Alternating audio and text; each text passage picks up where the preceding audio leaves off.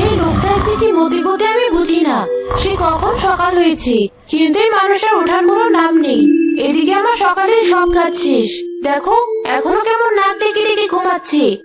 বলছি উঠবি না নাকি? সকাল তো আর এখন হয়নি। এদিকে ক্ষীরগুলো ঠান্ডা হয়ে যেতে লাগলো। এমন ভাবে শুয়ে থাকলে সংসার আর চলবে না মনে হচ্ছে। আরে, এত চিল্লাচিল্লি করো না তো বউ। ভালোভাবে ডেকে দিচ্ছি আর সেটা আমার চিল্লাচিল্লি করা হয়ে গেছে। এই সংসারে আমার কোনো দাম নেই। কাজ করব, খেটে খেটে মরবো, আবার সকলের কথাও আমাকেই শুনতে হবে। এই হলো আমার কপালের দশা। থাকবো না, থাকবো না আমি আর এই সংসারে। যে সংসারে আমার কোনো দাম নেই, সে সংসারে আমি আর থাকবো না। দূর, সকাল সকাল দিল শুরু করে। কি আর করার, কপাল তো খারাপ আমার, কিন্তু সেটা তো আর বলা যাবে না।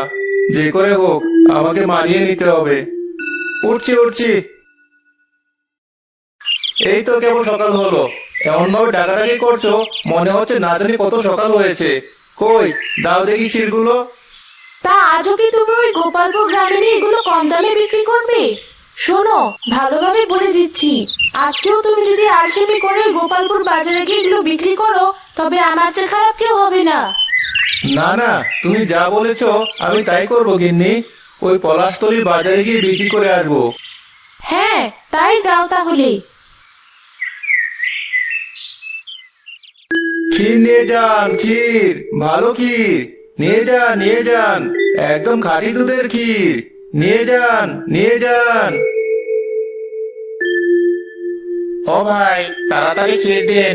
আপনার ক্ষীরের অনেক নাম শুনেছি, তখন থেকে খাওয়ার বেশ শখ ছিল, তবে কখনো খাওয়া হয়নি। আজ যখন সুযোগ পেয়েছি তখন খেয়ে দেখি কেমন স্বাদ। নিন ভাই নিন, নিশ্চিতভাবে নিতে পারেন।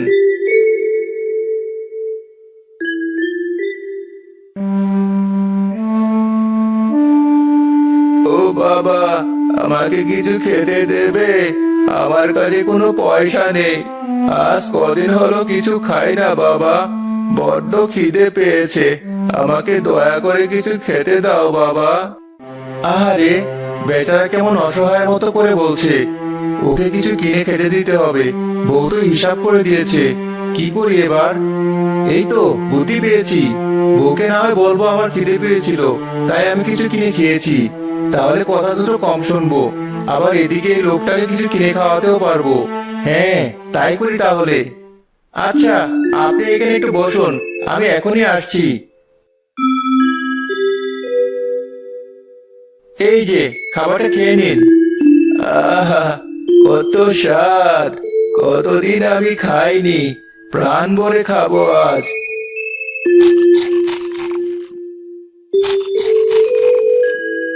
বাবা, খাবারটা খুব স্বাদ ছিল। তুমি খুব ভালো বাবা। উপরওয়ালা তোমার ভালো করবে দেখো। আমি কতজনের কাছে একটু খাবার চেয়েছি, কেউ আমাকে একটু খাবার দেয়নি। তুমি খুব ভালো। আল্লাহ সবসময় তোমার ভালো করুক। দোয়া করবে আমার জন্য বাবা।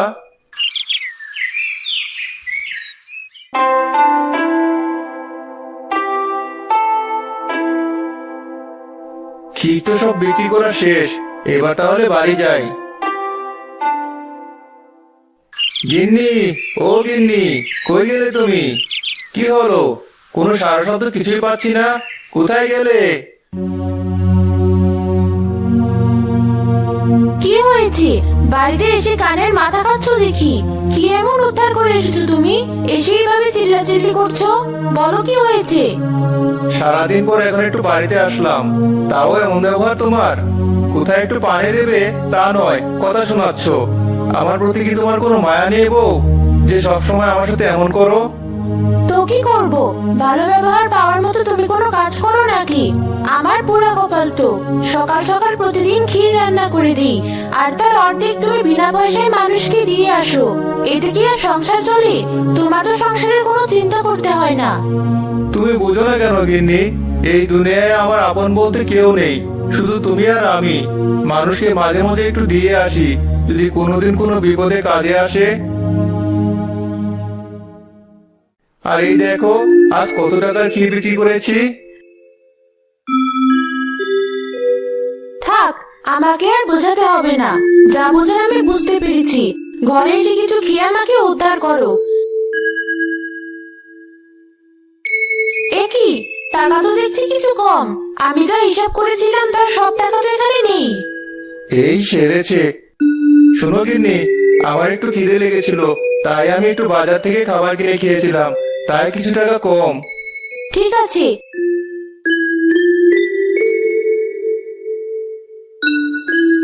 এখন খাও, আমি যাচ্ছি বাইরের কাজগুলো করতে। আপন বলতে আমার কেউ নেই, সেই জন্য সবাইকে খাওয়াতে চাই, কিন্তু গিন্নি আমাকে বুঝতে পারে না। কবে যে বুঝবে কে জানে। এই দুনিয়া সব না, এই কথাটা গিন্নি বুঝতেই চায় না। আর এটাও বোঝে না কোনো কিছু বিফলে যায় না। আজ আমি যাদের সাহায্য করছি, একদিন ঠিক তারা আমাকে কোনো না কোনো ভাবে সাহায্য করবে। আর তারা না করলেও উপরওয়ালা আমাকে ঠিকই বিপদ থেকে বাঁচাবেন।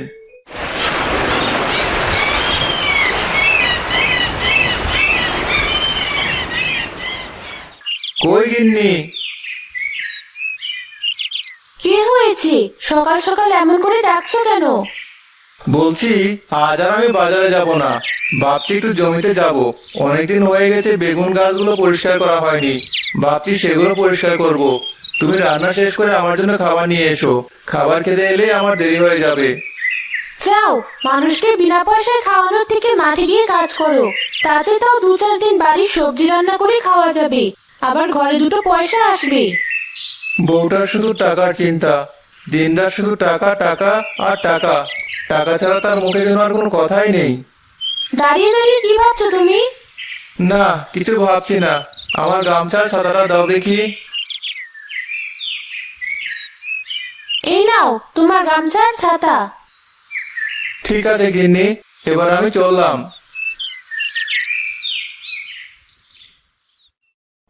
আরে আলি, তুমি এই সময় মাঠের দিকে? তোমাকে তো অনেকদিন এদিকে আসতে দেখি না, তা আজ হঠাৎ কি মনে করে? হ্যাঁ, অনেকদিন হয়ে গেল বেগুন গাছগুলো যত্ন নেওয়া হয়নি, তাই একটু আসলাম। ভেবেছিলাম যেটুকু আগাছা হয়েছে আজকে সব পরিষ্কার করব, কিন্তু এখন যা দেখছি তাতে 2 দিন পরিষ্কার করেও শেষ করতে পারবো বলে মনে হচ্ছে না।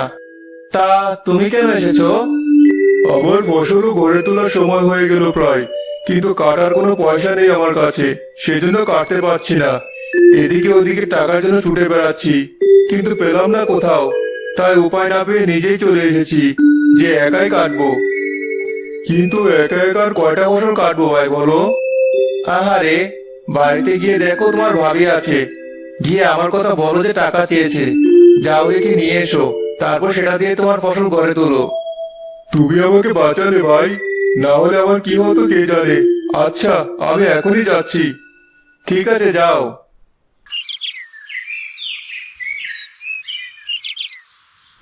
সকিনা ভাবি বাড়িতে কি আছো? আরে হাসিম ভাই, তো এই সময় কি মনে করে আসা হলো? কোনোদিন তো আমাদের বাড়িতে আসো না। মাঠে গিয়েছিলাম, সেখানে আলী ভাইয়ের সাথে দেখা হলো।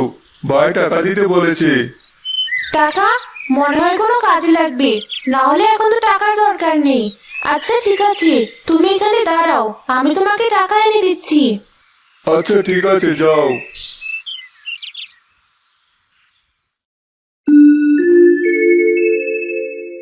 এই নাও টাকা। আচ্ছা ভাবি, আমি তাহলে এখন চলি। না, গিন্নিকে বললাম যে একটু খাবার নিয়ে এসো, এখনো তার কোনো খোঁজ নেই। যাই, একটু ওই বড় গাছটার নিচে গিয়ে বসি।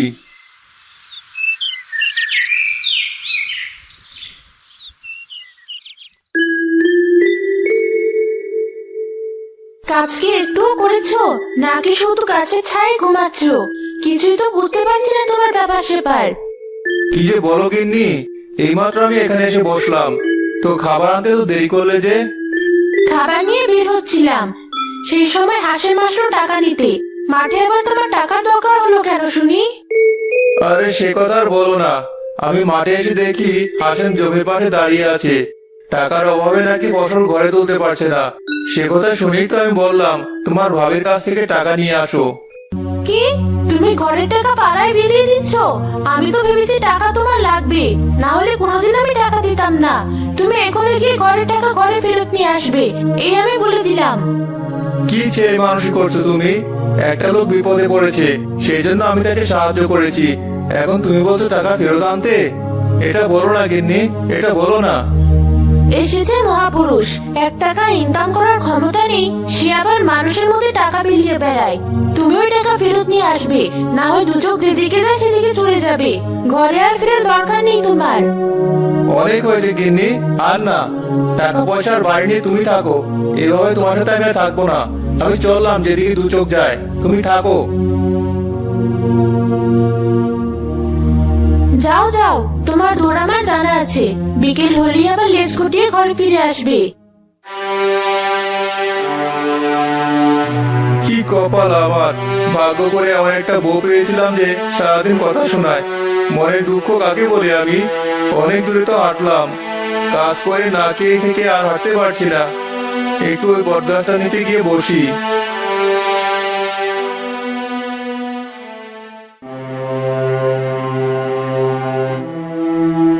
এ কি করলাম আমি?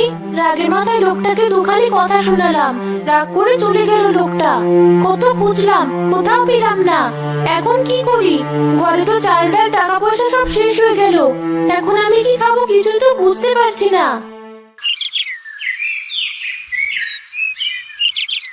আরে ভাবি, তুমি এখানে বসে কাঁদছো কেন? খাবো না তো কি করবো শুনি? তোমার ভাই তো সে কখন বাড়ি ছেড়ে চলে গেছে। এখন আমার কি হবে? মানুষটাকে খুঁজে পেলাম না। তুমি চিন্তা করো না, আলী ভাইকে আমরা সবাই মিলে সাহায্য করব। এই নাও কিছু টাকা, এটা তুমি রাখো, তোমার কাজে লাগবে।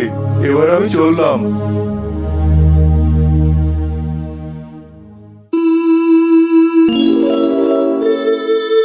আলী, ওঠো আলী। কে কে তুমি? আমি পড়ি, আমি তোমার ব্যাপারে সব জানি। আমাকে কিছু বলতে হবে না। এবার তুমি বাড়ি ফিরে যাও, তোমার ভালো হবে। আর যেতে যেতে সামনে একটা কুটির দেখতে পাবে। পৃথিবীতে ওই কুটিরটা আমার ঘর। তুমি সেখানে গেলে একটা জিনিস পাবে, আর যেটা পাবে সেটা তোমার। এবার তুমি যাও আলী, এভাবে আর থেকো না। তোমার বউ তোমাকে খুঁজছে। পরি, পরি, কোথায় চলে গেলে? এ কি, আমাকে কিছু বলারও সুযোগ দিল না? না না, আমি বাড়ি যাব না। বাড়ি গেলে গিন্নি আবার আমার সাথে অমন ব্যবহার করবে। কিন্তু পরি তো বললো বউ আমাকে খুঁজছে, তার মানে সে কষ্ট পাচ্ছে। এবার তাহলে বাড়ি যাই, পরে যদি আবার অমন করে তো একবারে চলে আসবো।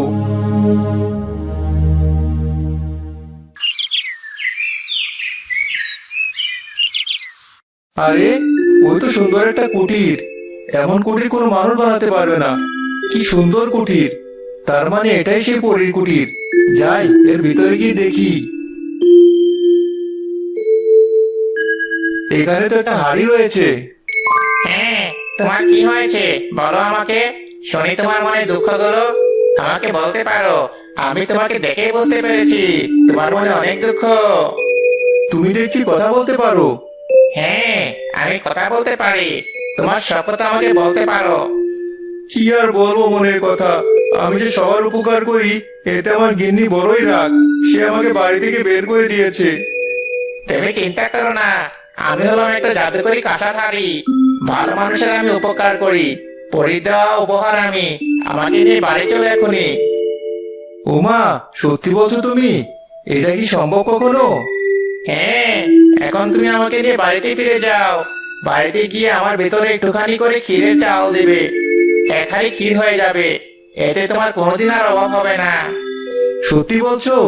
তবে তাই হবে। আমি তোমাকে নিয়ে বাড়িতে যাচ্ছি।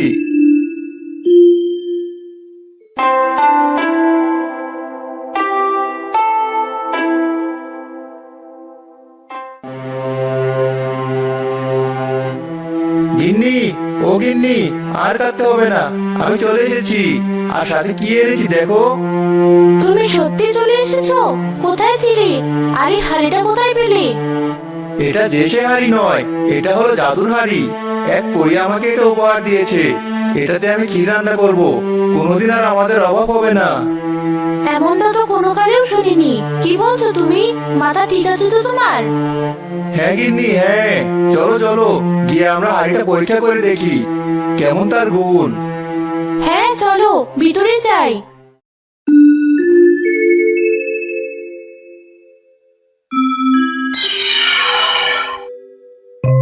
সত্যি সত্যি চালের সংখ্যা বেড়ে 1 হাড়ি ক্ষীর হয়েছে।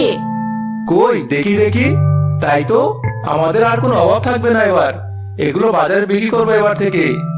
ঠিক আছে, আর তুমি এবার থেকে লোকদেরও বিনা পয়সায় খাওয়াতে পারবে। আমি আর তোমায় কিছু বলবো না। যাক, তুমি তাহলে এতদিনে বুঝলে গিন্নি। আমি এতেই খুশি। হাড়িটা সাবধানে রেখে দাও গিন্নি, কেউ আবার যেন না দেখে। দেখলে চুরি করে নিয়ে যাবে। তুমি এসব নিয়ে ভেবো না, আমি ভালো জায়গায় রেখে দেবো। গিন্নি দাও দেখি, ক্ষীর দাও। বাজারে বিক্রি করে আসি, আর গরিব অসহায় লোকদের খাবার দিয়ে আসি। এই নাও, ভালোভাবে বিক্রি করো, আর সবাইকে যত ইচ্ছে খেতে দিও। আমার আর কোনো অভিযোগ থাকবে না। ঠিক আছে গিন্নি, এবার তাহলে আমি আসি। এভাবে ক্ষীর বিক্রেতা আলী ও তার গিন্নি সখিনা সুখে শান্তিতে বসবাস করতে লাগলো।